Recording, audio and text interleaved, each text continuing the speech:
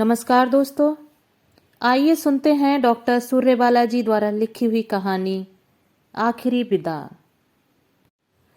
सुबह से 3 बार रपट चुकी थीं वे।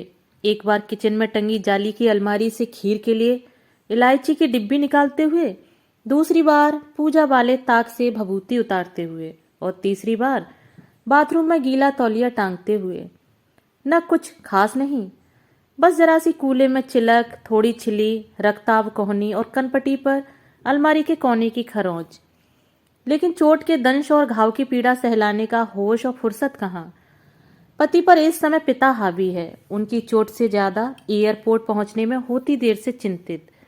चिंताकुल पिता ने घड़ी देखते हुए और हड़बड़ाई उन्होंने एक हल्की करह के साथ मुस्कुराकर खड़ी होते हुए एक ही वाक्य दोहराया है, 7:45 तक एयरपोर्ट पहुंच जाना है। उसने लिखा तो बार बार है कि आप लोगों को एयरपोर्ट आने की बिल्कुल जरूरत नहीं, मेरे साथ कुछ और लोग भी हैं, आराम से पहुंच जाऊंगा। पर यह भी कोई बात हुई कि अपनी धरती पर उसके पैर पड़ने के बाद भी पूरे 1.25 घंटे वे दोनों बिना उसे देखे रह जाएं, और उसके घर आने के बाद भी अगर वे रसोई में घुसी खीर, पूरी, सूखी गीली सब्जियां और किशमिश छुआरे की चटनी बनाती रहीं तो उसके पास कैसे बैठ पाएंगी। पूरे 7 सालों से तिल तिल कर काटते पल और तल फलाती उतावली का एक अनवरत सिलसिला। पिता हो गए पति ने मौन तोड़ा। मेरा ख्याल है कि अब हमें एकदम निकल लेना चाहिए। अरे थोड़ा बहुत उसके आने पर भी कर लोगी तो क्या, कोई मेहमान है, अपना बेटा ही तो है। हाँ, उनका बहुत अच्छा बेटा। सोचकर ही भीगी किशमिशें जैसे और मीठी हो आईं, निकालकर छुआरी की चटनी में मिलाई और उठ ली। हाँ, यह एयरपोर्ट गवाह है। इसमें समाये समय के प्रभाव को उलीच कर देखें तो सब कुछ बह जाने के बाद भी उन जैसी माँओं की आंखों की कुछ डबडबी बूंदें थमी रह जाएंगी, अपने अपने समंदरों के सच की बानगी के रूप में। हाँ, यह एयरपोर्ट गवाह है। सब कुछ जुटा पुटा कर उसे लैस कर दिया था, सूटकेस से लेकर अचार बंडियां तक। आखिरी बार आंखों से ओझल होने के पहले कुछ पल खड़ा रहा था, थमकर भरी आंखों से देखा था, फिर पलट कर चला गया था। सिक्योरिटी में कितनी देर लुटे पिटे से खड़े रहे थे दोनों। फिर अचानक जमीन थर्राई और एयरपोर्ट के कांच के दरवाजे कंपकपाए। अंदर की प्राणवायु को ही जैसे चीरते हुए उड़ गया हवाई जहाज। चलो लौटो। कंधे पर पति हो आए पिता का हाथ पड़ा था। वे ही इस बार नन्हे बच्चे से किलके। आ गया प्लेन। भीड़ पर भीड़, चेहरे पर चेहरे, लेकिन बीचों बीच से टकटोर लाई दृष्टि। उचक उचक कर बच्चों की तरह देखते देखते अचानक वह रहा। वैसा ही संजीदा, शांत, थोड़ा और निखर आया सा। उसने जरा बाद में देखा, हाथ हिलाकर मुस्कराया, लेकिन परेशान भी हुआ। अरे मना तो किया था, खुद टैक्सी लेके आ जाता ना। और एक विनम्र लाचारी, थोड़ा टाइम लगेगा। तो क्या, खुल से दोनों निहाल बेहाल उसे देखते रहे। इस खिड़की से उस खिड़की जाते, कागज बढ़ाते, क्लियर कराते। अंत में आ गया। एक अपनत्व भरी मुस्कान से दोनों को तृप्त किया। बेहद धीमे से साथ आए लड़कों को आंखों में समझाया, माता पिता की तरफ इशारा करके। सॉरी, अंग्रेजी में, मैं साथ नहीं आ पा रहा, ओके। लड़के जिंदा दिली से हाथ हिलाते पलट लिए। वह इन लोगों के साथ टैक्सी में आ बैठा, माँ की बगल में। कैसी हो मम्मी? मगन, गदगद, रोमांच विकल, खुशी का अतिरेक जैसे सीना फाड़कर निकल जाने को आतुर। और आप पापा? मैं? अचकचाकर आधे शर्माए आधे पुलकित। मैं तो बेटा एकदम फिट हूं। ये तुम्हारी मम्मी ही दिन रात कैसे होगा, कहाँ होगा, कैसे खुद बना के खाता पीता होगा, कह कहकर बिसूरती रहती थी। सोते जागते बस एक ही रट। वह हंस दिया उसी संजीदगी से, लेकिन तत्क्षण एक सतर्क अलर्टनेस उधेड़ बुनसी। इस इतने प्यार के अतिरेक को कैसे संभाला जाए, क्या कुछ और कैसे कहा जाए। तब तक माँ ही पूछ रही थी, तू बता कैसा है?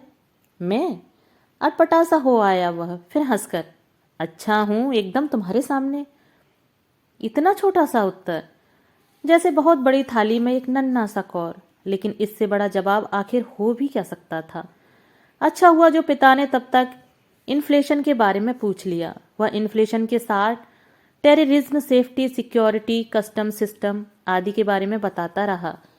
समझती हैं बेबी तो यह सब, फिर भी थोड़ी ईर्ष्या हुई पितृत्व से। दूर, बे और पति क्या कोई दो हैं?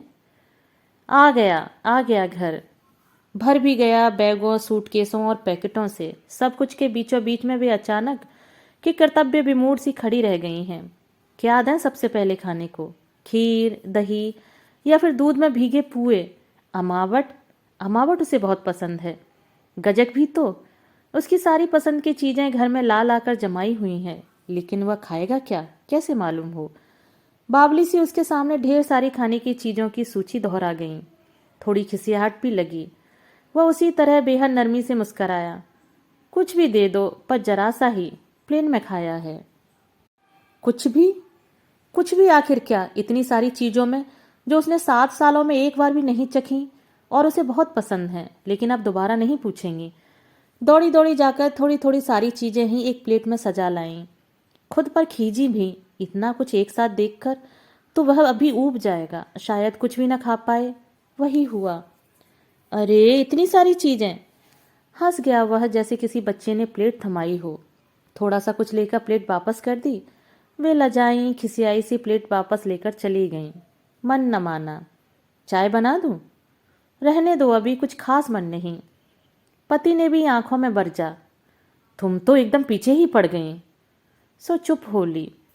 सब तरफ एक शांत संजीदी चुप्पी पसरी हुई थी। अचानक घर और बड़ा और खाली लगने लगा। कुछ इस तरह जैसे वे सब उस बहुत फैले खालीपन को भरने के लिए एक दूसरे से बचा बचा कर जी जान से कोशिश किए जा रहे हैं। साथ ही साथ डर भी कहीं उनमें से कोई यह सूनापन भांप न ले। लगातार यह सोचते हुए कि अब क्या पूछा जाए, क्या कहा जाए, क्या किया जाए। तब तक उसे याद आया, ठहरो मैं सूटकेस खोलता हूँ। और उसने विदेशी लेबलों से लैस शर्ट, साड़ियाँ, घड़ी, पैंट जैसी तमाम चीज़ों के पैकेट निकाल लिए। फिर उन्हें 2 हिस्सों में बांटकर उन दोनों के सामने बढ़ा दिया। ये पापा आपके लिए और ये तुम्हारे लिए मम्मी। फिर थोड़ी सी बची चीज़ें उनकी ओर बढ़ाता बोला, ये सब जिसे जिसे ठीक समझना दे देना। अब जैसे एक और रास्ता बंद, फिर से बात खत्म। इतने दिनों से जो कुछ एक तेज बहाव के साथ बह जाना चाहता था, वह सब वहीं का वहीं दीवालों में चिन गया हो जैसे। उफ, क्यों नहीं पूछती, क्यों नहीं कहती वह सब जिसके लिए पूरे 7 सालों से तरस रही थी। समेट लें उसका माथा अपनी गोद में, दुलार लें जी भरकर, या फिर रो ही लें हिलक कर कि कैसे आधी आधी रातों अचानक बड़ी धड़कनों के बीच नींद खुल जाती, एकदम से होश उठती कि तू क्या कर रहा होगा। रात का दिन, दिन की रात होता है ना वहाँ, तो जागा कि सोया कैसा लगता होगा।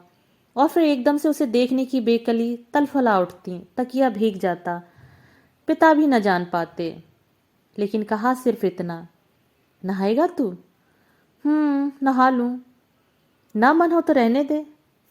हाँ, थोड़ी सुस्ती सी लग रही है, नींद भी। ओह, कितनी स्वार्थी हैं बेबी। उसके जेट लैग वाली बात तो एकदम भूल गई थी। 1.5 दिनों के रात दिन का उलटफेर उसे बुरी तरह थकान और नींद से बोझिल कर रहा होगा। हड़बड़ी मच गई उनके अंदर बाहर। जल्दी से जल्दी खाना गर्म कर लगाने की उतावली, या फिर उस सनाके से उबरकर अति व्यस्त हो जाने की तृप्ति। डोंगे पोंछे सजाए, रसे का नमक दोबारा आंखें बचाकर चखा। हड़बड़ी में 2 बार जली, 2 बार जलते जलते बची, 3 बार ऐनक रख रख कर भूली। बिना ऐनक काम करने की कोशिश में एकाध चीजें डोंगे से छलकी भी। 7 साल पहले भी तो ये सारी चीजें उन्होंने बनाई थीं, पर कुछ भी जला छलका नहीं था। रुआंसी सी हो आई। पति को बुलाया, वह भी दौड़ा आया। क्या क्या हुआ? लाओ, मैं ले चलता हूँ। लेकिन तुमने इतना सब क्यों बनाया? सब कुछ एक साथ ही। उसके कहे में प्यार ज्यादा था या परेशानी और खींच, पर तुरंत के तुरंत वह सब छुपा गईं। बुजुर्गियत से भरी एक समझदार सहानुभूति झलकी उसके चेहरे पर। संभाल संभाल कर वह मेज पर माँ को परोसने में मदद करता रहा। ज्यादातर चीज तो उनके भरपूर परोसने के पहले ही लपक कर, लाओ मैं खुद ले लेता हूँ ना, यानी अपनी जरूरत मुताबिक बहुत जरा सा। अच्छा, बहुत अच्छा बना है सब कुछ। खीर रख देना, शाम को भी खाऊंगा, लेकिन अभी बस 2 चम्मच। उन्होंने लक्ष्य किया, वह मुश्किल से खा पा रहा था। थकान, नींद से बोझिल। जा सो रह, 3 रातों का उलटफेर। सो गया वह पति भी। वह टेबल किचन सुलटाती रहीं, पहुंचना पांचना, बचा खुचा समेटना, बीच बीच में जाकर हौले से कमरे में झांक आना। कहीं उठा तो नहीं वह, कहीं जागा तो नहीं, उसे कुछ चाहिए तो नहीं। शरीर थकान से लस्त, लेकिन मन बॉडी आया पाखी, घूम फिर कर वहीं। खींच कर खुद को ही फटकारा। अब जब मोहलत मिली है तो क्यों नहीं 2 घड़ी हाथ पैर सीधे कर लेती। पहर बीतने न बीतते वो शाम के चरखे शुरू हो जाएंगे। सोच का पड़ रहती हैं चटाई डालकर वहीं वहीं उसी कमरे के आसपास। कहीं उसे कुछ चाहिए हुआ तो संकोच के मारे उन्हें जगाएगा नहीं, जानती हैं। पर पड़े पड़े आंखें कहाँ झपकी। दृष्टि पंखे से बल्ब, बल्ब से रोशनदान और रोशनदान से धूप के फूल टटकोरती रही। बचपन में 2 के पहाड़े से भी पहले अद्धे पौने के पहाड़े रटाए गए थे। समय बिल्कुल उन्हीं अद्धे पौने के बीच से गुजर रहा था। एक एक घड़ी जरूरत से ज्यादा टिकती हुई, समय जैसे एक गुफा हो और वे घुट रही हों उसमें। शापित हो रोशनदान, घड़ी, पंखे और छनकर आते धूप के फूल टटकोरने के लिए। अचानक रोशनदान पर नजर पड़ते ही चिहुक सी गईं। कहीं धूप की चौंध तो नहीं आ रही उसके बिस्तर पर। बिस्तर पर तो आंखों पर भी। उसे पर्दे खींचने को कह देना था। चलो खिड़की या पर्दा बंद कर दूं, बहुत आहिस्ते से। और जग गया वह, कुनकुना कर उठा। अपराधिनी सी पकड़ी गई वे, कोसने लगी खुद को ही। जाने मुझे क्या सूझी पर्दा खिसकाने की, लेकिन वह संयत भाव से उठ जाता है। कोई बात नहीं, फिर सो लूंगा। चाय लाऊं? हाँ लाओ। उनके जाने पर वह नींद से बोझिल आंखों पर पानी डालता रहा। वे उमकती हुई चाय के साथ वापस ढेर सारी चीजें सजा लाती हैं। ओह मम्मी, वो परेशान सा हंसता रहता है। अभी इतना तो खाया ना, बस चाय। उनके चेहरे की अकुलाहट लक्ष्य करता वह खुद ही चुप्पियों के बीच बड़े यत्न से पूछता है, और मम्मी कैसे हैं सब लोग? बवंडर, तूफान, आंधी कैसी हलकोर सी मचाता है यह सवाल। यही एक वाक्य जब वह महीने 15 दिनों पर फोन पर पूछता था तो उनका रोम रोम तृप्त हो जाता था। सवाल अपने आप में एक खुशखबरी हुआ करता था। उतनी दूर से वह सबकी कुशल क्षेम के लिए अधीर है। आधे मिनट में वे जल्दी से सभी के कुशल क्षेम आशीष पहुंचाती।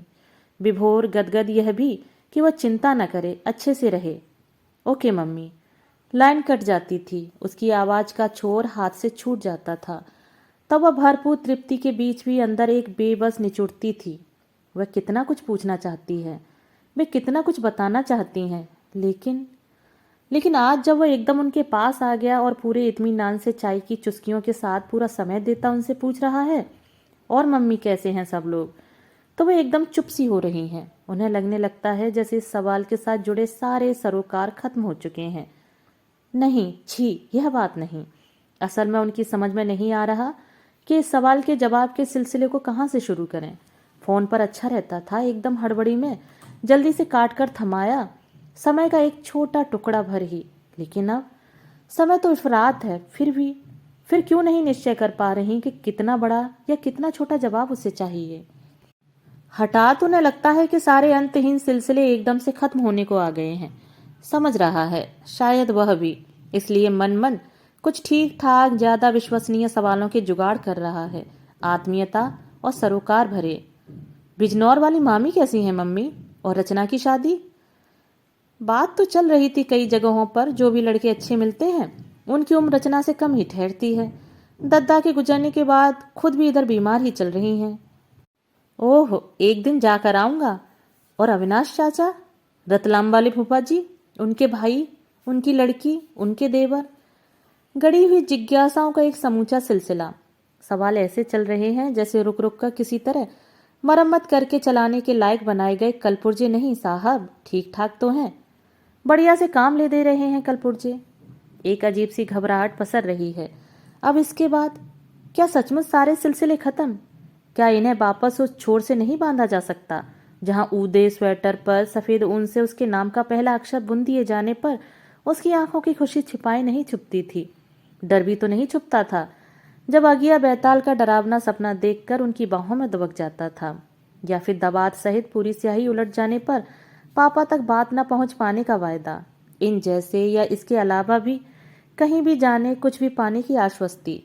सीधा हट, सीधा आक्रोश और सीधा प्यार पाना या जताना भी इतना कठिन सा क्यों हो उठा है?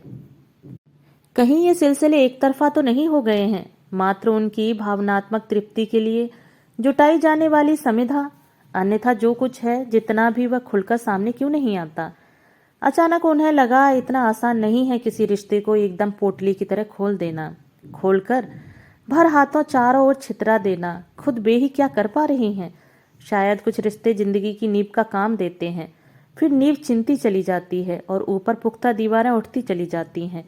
एक नई इमारत, एक नई दुनिया अपने आप, एक विकास यात्रा उम्र के पड़ावों पर ठहर ठहर कर चलती हुई। एक तरफ कैंचुल सी छूटती जाती उम्र और दूसरी तरफ अतीत की गली में भटकते माँ बाप। 7 वर्ष का लंबा समय उसे भी बहुत आगे ले जा चुका है। अब उसे बहुत झुककर, बहुत पीछे मुड़कर छूनी पड़ती है एक एक छोटी चीज, रिश्ते, प्राथमिकताएं। और वह किस कदर बेइंतहा कोशिश कर रहा है। हठात दया सी हो आई उस पर, एक अन्याय सा होता लगा। टटोला, तू थक गया होगा ना? ना, नहीं तो, बल्कि तुम ज्यादा थकी लग रही हो। मैं तो अभी कितनी भी देर बातें कर सकता हूँ तुमसे। उफ, कितनी जद्दोजहद के बीच से की गई एक ईमानदार कोशिश। तुझे सब कुछ बदला बदला सा लग रहा होगा ना? वह झिझका, सहमा। थोड़ा थोड़ा, बहुत दिनों बाद लौटा हूं ना। उन्हें लगा पूछ पाता तो शायद यह भी पूछता, और कितने पीछे लौटा ले जाना चाहती हो तुम मुझे? आगे पीछे एक साथ चलने में मुश्किल भी तो पड़ती है।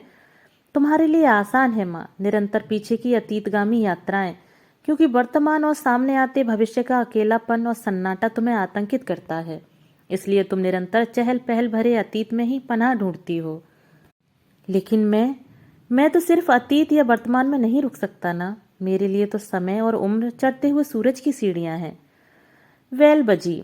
सिर्फ पिता रह गए पति लौट आए थे।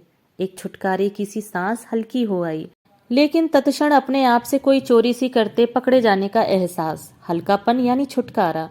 अपने बहुत अच्छे बेटे के पास से हट आने पर वह 3.5 दिन रहा। वे चिमटे कलछी से हाथ जलाती पुए तलती रहीं, बादाम की कतलियां बुरकती रहीं, उससे कपड़े बाथरूम में छोड़ देने की जिद करती रहीं। उसे 7 साल से छूटी कपड़े की अलमारी में कपड़े टांगते, शीशे में कंघी करते देखती रहीं। देख देख कर निहाल होती रहीं। जगते में ही नहीं, सोते में भी। बीच बीच में कमरे में झांक देख जाती रहीं। लेकिन अंतिम दिन आधी रात जब उद्विग्न पिता ने डूबी सी आवाज में उनके कंधे पर हाथ धरकर कहा, कैसा लगता है ना, कल चला जाएगा वह, तो उनकी आंखों में जो 2 भरपूर आंसू डबडबा आए, उन्हें पिता ने शायद नहीं समझा। पिता ने समझा, यह तो होना ही था। बेटा जाता है सुबह, फिर न जाने कितने सालों के लिए। इसलिए दिलासे की थपकी दी, घबराओ नहीं, फिर से कुछ ही सालों में लौटकर आएगा ना। जैसे इस छाती पर जैसे कोई समंदर हरहरा उठा। पछाड़ खाके लहरें चकनाचूर होती रहीं। बोल पाती तो कहती, नहीं, और कितनी बार लौटाएंगे हम उसे, और कहाँ तक। दोस्तों, अभी आप सुन रहे थे डॉक्टर सूर्यवाला जी द्वारा लिखी हुई कहानी आखिरी विदा। दोस्तों, कहानी पसंद आई हो तो मेरे चैनल को लाइक, शेयर और सब्सक्राइब जरूर कीजिएगा। धन्यवाद।